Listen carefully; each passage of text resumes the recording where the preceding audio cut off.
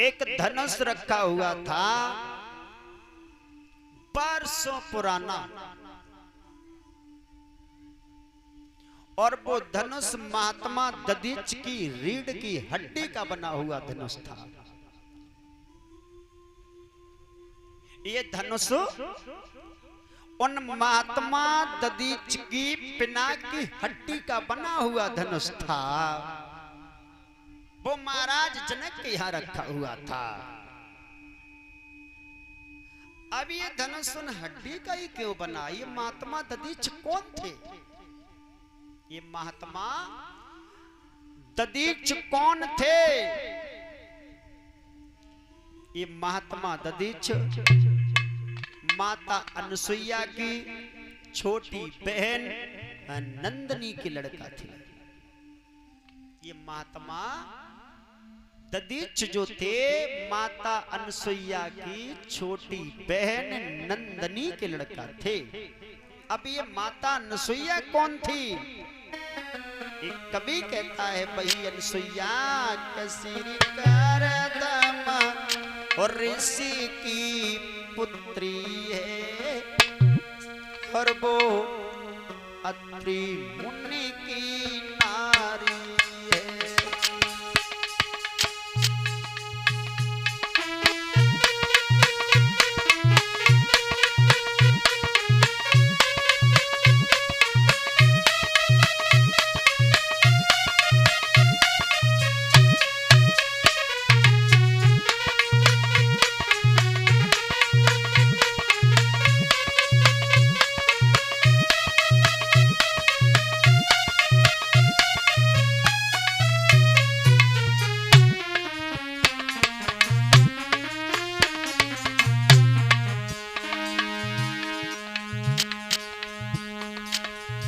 कभी कल्पना करता है, ये माता अनसुईया वही अनसुईया थी, ब्रह्मा के अत्रि मुनि की पत्नी, करदम ऋषि की पुत्री, वही अनसुईया जिसकी प्रशंसा तीनों लोकों में गाई जाती है।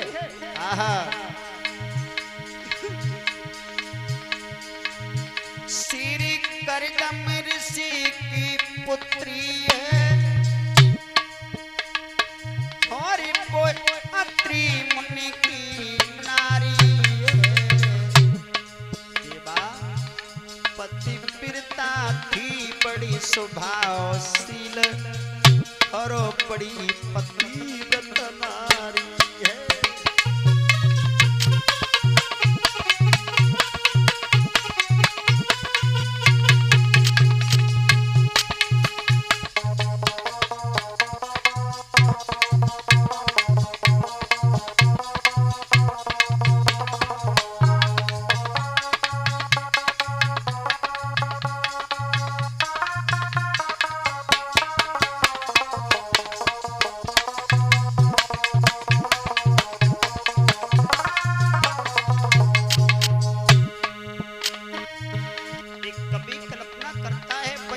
अनसुईया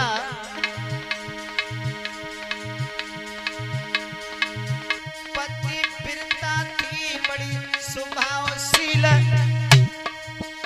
तीनों लोकों में छाई है। लाला जाके तो आगे ओ भैया, वो देव गए घबराई है।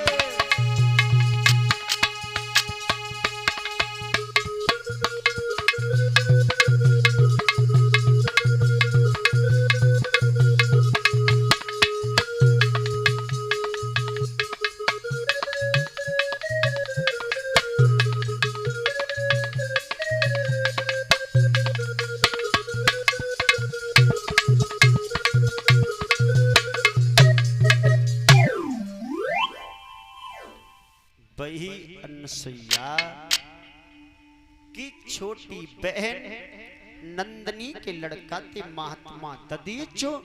दैत्य और देवताओं में संग्राम हुआ है, जो देवासुर संग्राम।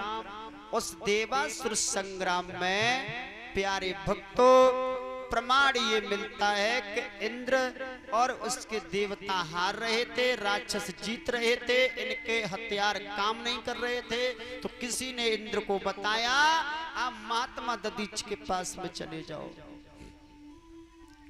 तपस्या करते करते उनकी हड्डियां इतनी मजबूत हो गई हैं कि वो हड्डियां अगर तुम्हें मिल जाएं तो तुम्हारी विजय हासिल हो सकती है। इंद्र अपने मतलब के लिए भिखारी बन गया। भिखारी बनकर के महात्मा दधीच के पास में पहुंचा है। दधीच ने पहचान लिया, हाँ आइए इंद्र, क्यों आना हुआ।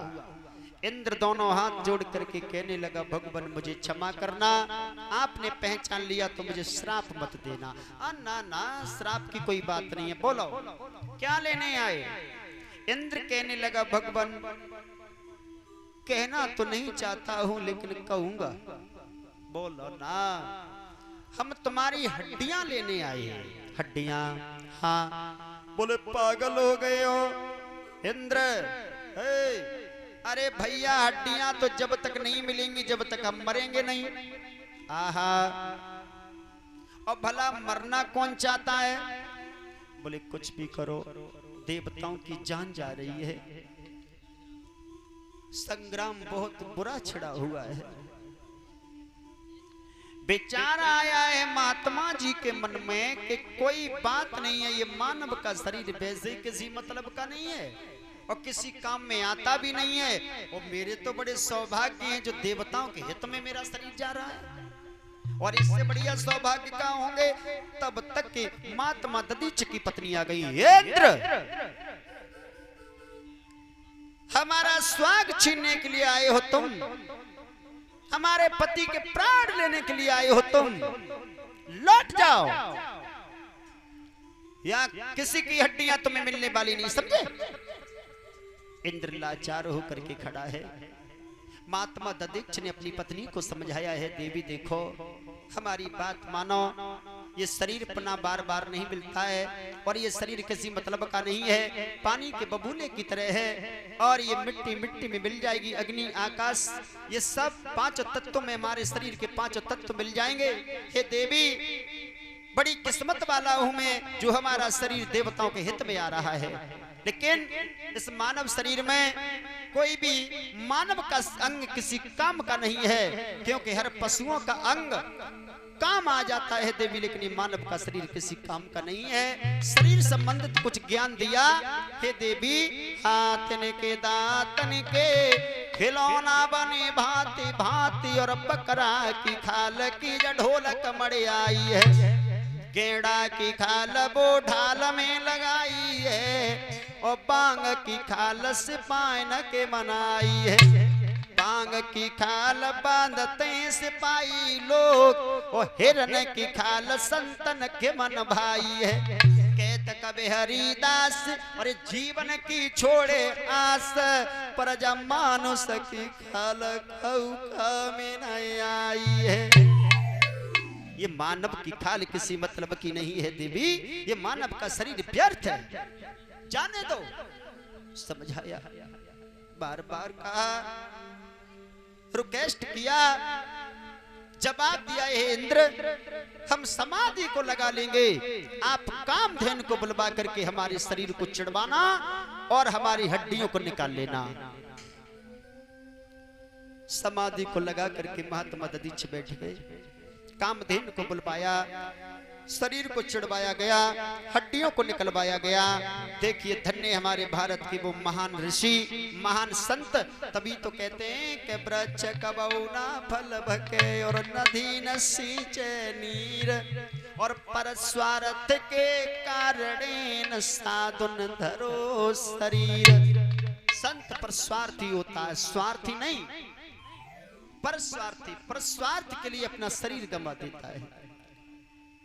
हड्डियों को निकलवाया, इसमें 3 हथियार बनाए गए। एक कारंग नाम का धनुष, एक वज्र बनाया और एक पिनाक धनुष बनाया। वो रीढ़ की हड्डी का धनुष बना था, उसे भगवान शंकर ने लिया। पिनाक धनुष भगवान विष्णु ने लिया। वज्र जो बनाया गया वो इंद्र ने लिया। प्यारे भक्तों, उन हड्डियों के हथियार बनाए हुए राक्षसों पर विजय प्राप्त करके देवता शांति में बैठे। बोलिए भक्तवत्सल भगवान की। ऐसे महान संत हुए। वही पिनाक धनुष जो हड्डी रीढ़ की का बना हुआ था वो रखा हुआ था मिथिलापुरी में महाराज जनक के यहाँ। भगवान शंकर से तो ले गया था रावण।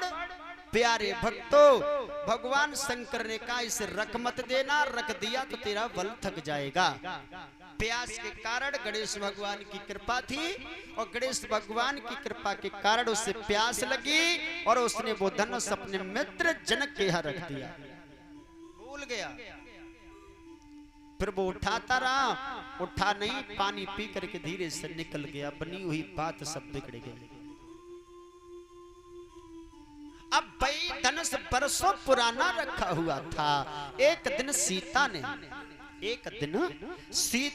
खेल ही खेल में, बचपन में, कहां है सीता?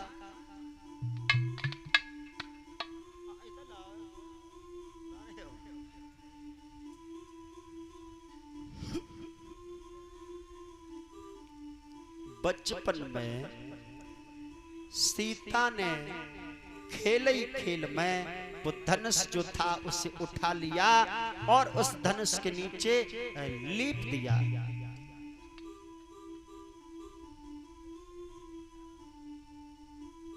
और सीता ने जब धनुष उठाया था तब सीता की उम्र कितनी थी?